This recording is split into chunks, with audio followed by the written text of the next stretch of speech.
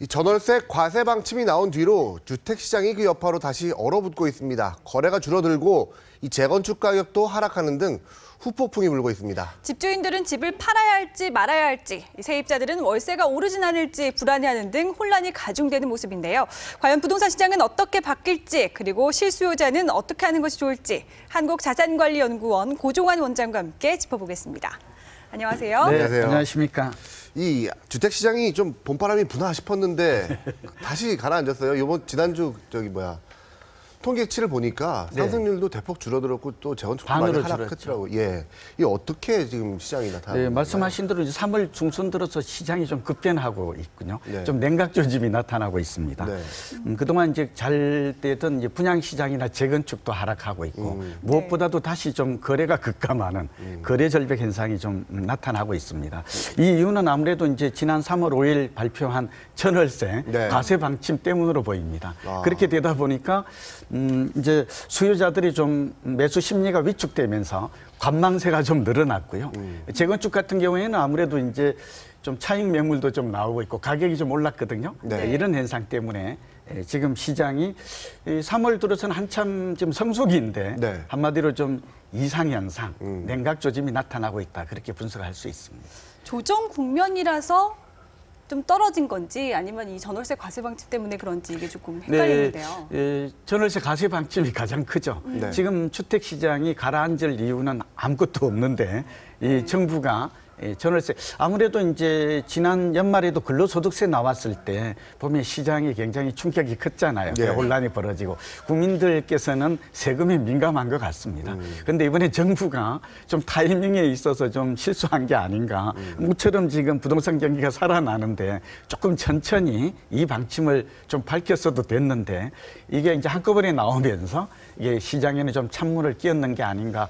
재건축만 놓고 보면 우리 앵커께서 말씀하신 대로 그런 면이 있어요. 왜냐하면 재건축은 이미 바닥권에서 30% 올라온 상황이거든요. 강남 재건축은 30%면 굉장히 많이 오른 것입니다.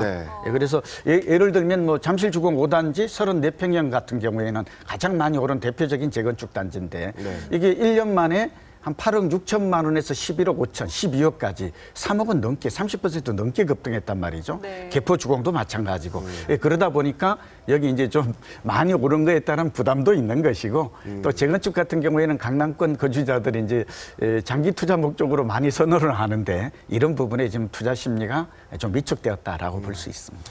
부동산 시장에 최근 가장 관심을 끈 곳이 이제 압구정 재건축 단지들, 그 현대아파트랑 한양아파트는 그쪽이죠. 그렇죠. 압구정지구.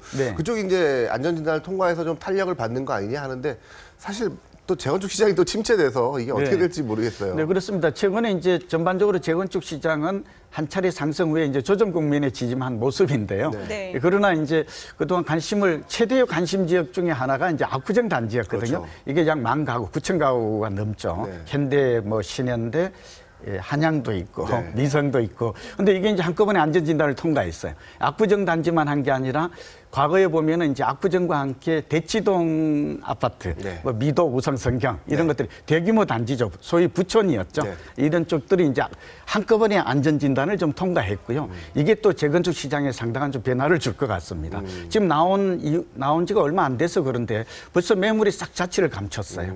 그리고 지금 평형별로 차이는 있습니다만 4, 5천만 원씩 지금 물론 그동안 좀 소외됐었는데 안전진단 통과되니까 기대감으로 가격이 좀 급등하고 있어서 좀 기대를 모으고 있죠. 저는 개인적으로는 한강변에 있죠. 압구정 단지 같은 경우는.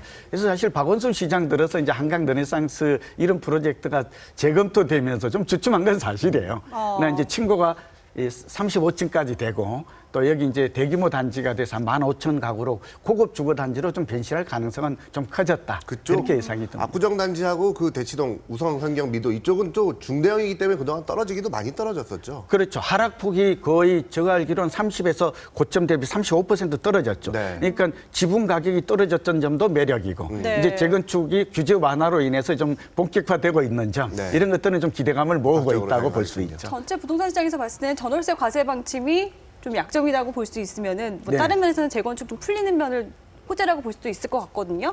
이렇게 안전 진단을 통과하면은 대충 언제쯤에야 건설이 이루어지는 겁니다. 네, 이건 이제 얼마만큼 주민들이 동의하고 재건축 속도를 빠르게 진행하느냐에 따라 달라집니다. 네. 뭐 우리가 소위 보면 재건축 아파트들 보면은 뭐 비대위인지 뭐냐 해가지고 내부 갈등도 많잖아요. 주도권 싸움인 거거든요. 네. 이런 거 없이 순조롭게 순항을 하면 빠르게 되고요. 안전 진단 나오고 이제 그다음에 이제 조합이 결성이 되고 네. 또 그렇게 되면 이제 관리 처분 인가까지 나면 빠르게 진행이 될 수 있죠. 한 네. 1, 2년 이내에는 될 것 같아요. 예, 그렇게 되면 이주가 되고 예. 이제 이주가 되면 이제 재건축 공사가 진행이 되는 것이죠. 시공 기간 거쳐서 한 4, 5년 후에는 입주가 가능한 네. 그런 상황이라고 볼 수가 있죠. 네. 이 분양시장 그동안에 그 줄서기 풍경도 많이 나타났고요. 그렇죠. 뭐 프리미엄도 붙고 분양시장도 굉장히 살아나 싶었는데 분양시장 분위기는 좀 어떻습니까? 분위기는 좀 꺼지고 그렇죠. 있나요? 이제 분양시장이 두 군데, 그러니까 강남에서 재건축을 이제 신규 분양하는 이런 네. 쪽들, 주로 강남이었죠. 네. 예, 청약 경쟁률이 이제 20, 30대 1에서 더 넘는 경우도 이제 100대 1을 넘는 경우도 있었고요. 네. 위례 신도시, 그렇죠. 이것도 마찬가지였죠. 근데 최근에 나타난 조짐은 분양시장조차도 위축 조짐이 나타나는군요. 왜냐하면 수십 대 1의 경쟁률을 했던 곳들이 이제 겨우 이제 청약을 좀 마감하는, 확실히 지금 건설사들도 좀 비상이 걸렸습니다. 지금 분양을 해야 될지 아니면 좀 미뤘다가 분양해야 될지. 아무래도 이제 실수요자들이 지금 전월세 과세 방침에 매우 민감하게 반응하고 있고, 이에 따라서 정부도 이제 좀 추가적인 보완 대책이 나와야 되지 않을까. 네. 저도 뭐 정부 쪽하고 저도 이제 세제발전심의위에서 부지런히 지금 소통을 하고 있습니다만 그런 움직임은 감지가 됩니다. 여야 간에 이제 이게 이제 세법이 확정되려면 여야 간의 입법의 합의 과정이 있기 때문에 예. 문제점이 충분히 있는 거거든요. 그렇죠. 예, 그렇게 되면 좀 아무래도 좀 충격을 완화할 수 있는 보완 대책은 좀 나오지 않을까 기대를 하고 네, 있습니다. 다시 처음 얘기로 돌아와서 이제 주택시장에 파급을 일으키고 있는 전월세 과세 방침으로 인해서 이 집주인들은 집을 내놓는 것이 유리할까요? 월세를 놓는 것이 네, 좋은 그렇죠. 건지. 지금 가장 큰 혼란에 빠진 사람들이 사실 집주인이죠. 네. 물론 이제 세입자도 지금 굉장히 혼란기는 마찬가지예요. 왜냐하면 지금 조세 증가로 인해서 소득세 과세가 되면 결국 과거의 경험을 보면 세금은 약자한테 전개됐던 거거든요. 네. 예, 우선 말씀드리면 집주인들 같은 경우에는 우선 1가구 1주택자로서 9억 원 초과자, 그다음에 2주택자로서 연간 부동산 임대 수익이 2천만 원을 넘는 사람, 네. 그다음에 3주택자, 이분들이 지금 충격을 받고 있는 거거든요. 네. 이분들은 올해 5월부터 이제 임대소득세 과세 통지서가 날아옵니다. 네. 지금 방금 말씀드린 제목 준비를 하셔야 돼요. 네. 이미 이제 과세가 시작이 되는 것이죠. 예, 그리고 그렇게 되다 보니까 이제 1주택자로서 9억 원 초과자는 좀 억울한 측면이 있어요. 이분들은 무조건 종합 과세가 돼요. 9억 원 초. 근데 제가 볼 때는 이 9억 원 초과 주택이 이런 양도소득세와 이 소득세는 좀 다르게 봐야 되는 거거든요. 차익을 노린 사람이 아니죠. 네. 주로 강남권에 있는 사람들인데 네. 이분들이 좀 네. 피해를 좀 볼 수 있다, 이런 점이고, 2주택자로서 2천만 원 이상의 임대 소득자들은 가급적 임대 수익을 2천만 원 이하로 낮추어서 분리 과세를 받는 방향으로 가야 합니다. 그리고 3주택자 같은 경우는 가급적 3억 원 이하의 주택이나 85제곱미터 이하 소형주택으로 바꿔야 합니다.